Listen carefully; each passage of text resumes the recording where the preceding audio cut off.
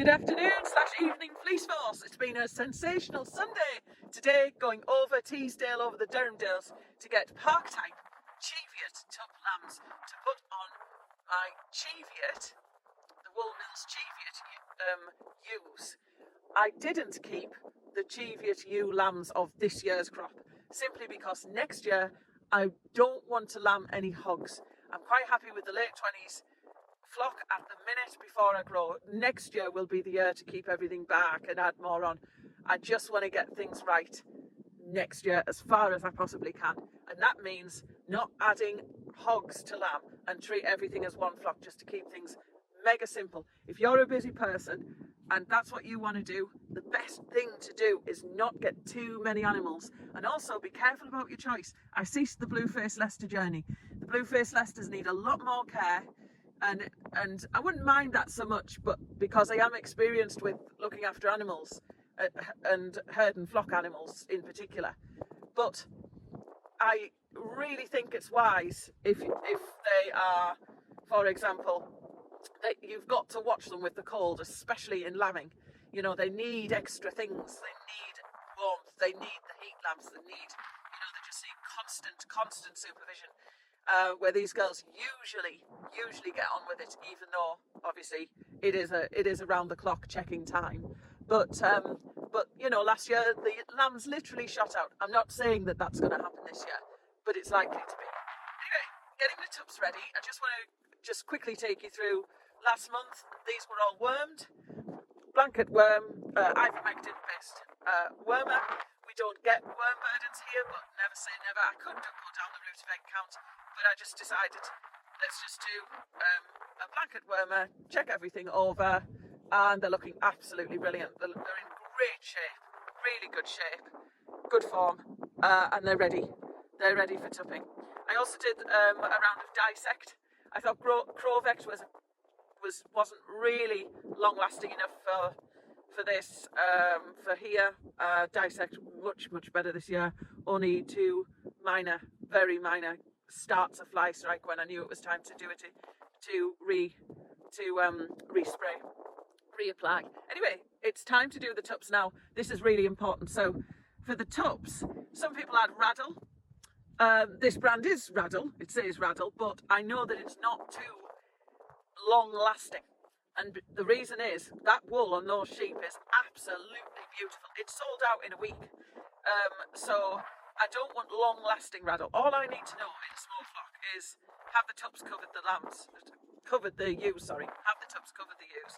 That's all I need to know.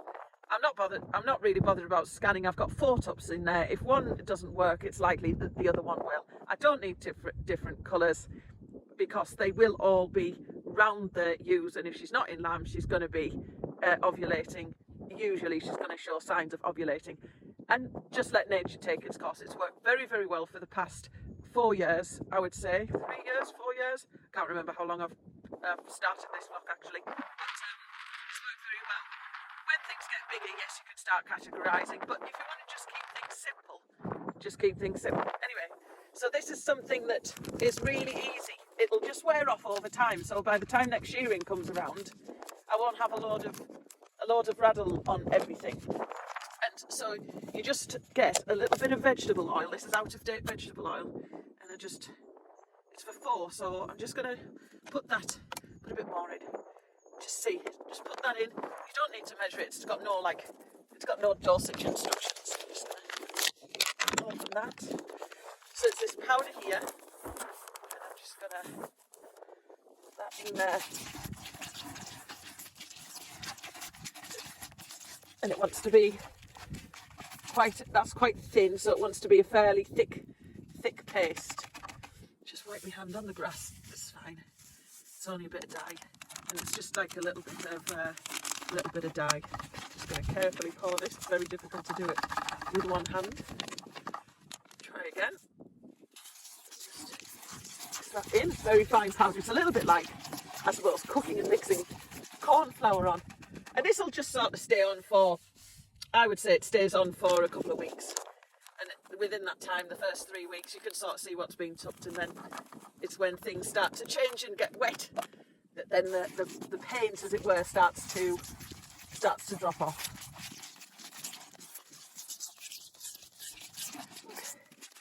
That's looking better. Getting there now. Pack it all open. I don't want to dip a wet hand in there because it'll literally just go, it'll sort of get slimy inside the packet. And I think that will do it now. Yeah, that's getting nice and gloopy now.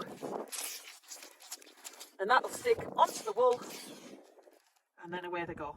Don't have a collie dog in sight and have an assistant, and then just slap it on the front like this. The males have the colour on the chest, and then the mated females will have it on the back sides, and that's a good job done. Couple of weeks and it's gone. Next one. And here they are, all marked up, ready to go. Come on, boys.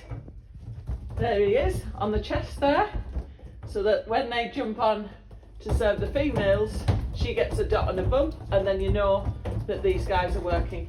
Anyway, it's time to turn them out. If I can get the gate open.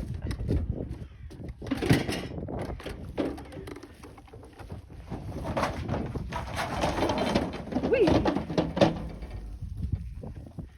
These are only lambs, so I get 4 lambs for the small flock.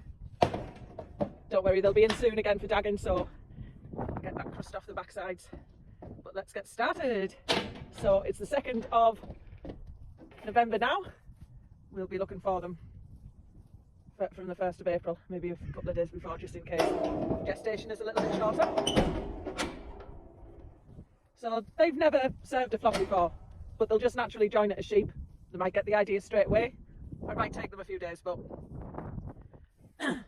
these sheep will be cycling now, and it's sort of like their peak season of the year, round about now.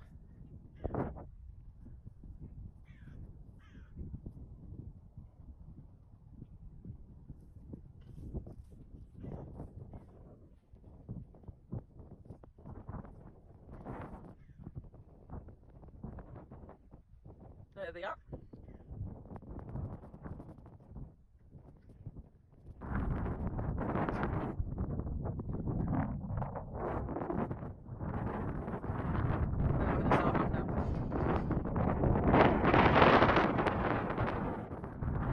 The next few days you'll see the males with the colour on the chest, and it'll be time to pick out and follow the females once they're in season one by one, and then you'll just see the whole flock covered in blue bumps.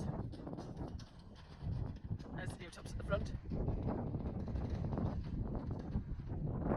and they're off. And now with a quick scald you could actually just reuse your bucket straight away and everything's clean, and that's the joy of using temporary rabble. It's, you know, it can, with a lot of hot water, it'll just dissolve off. Obviously with cold water it would take quite a long time to clean, but hot water, and that bucket's brand new.